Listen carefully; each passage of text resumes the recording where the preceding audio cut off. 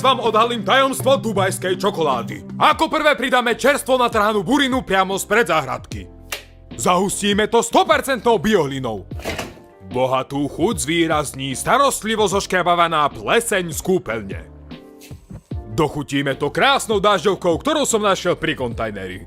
Ak ju doma nemáte, môžete použiť aj červíky z kompostéra. Zmes doladíme potkaním chvostíkom, mojimi chlpmi, slnečnicovým olejom, olivovým olejom, motorovým olejom, sirupom proti kašľu, pľúvancom, soplom z nosa, fixinelou, cementom, dvojtýždňovým ušným mazom a ako čerešnička na torte kapsula do umývačky. Poriadne premiešame a voilà! A dubajská čokoláda je na svete. Dobrú chuť, alebo ako sa u nás hovorí,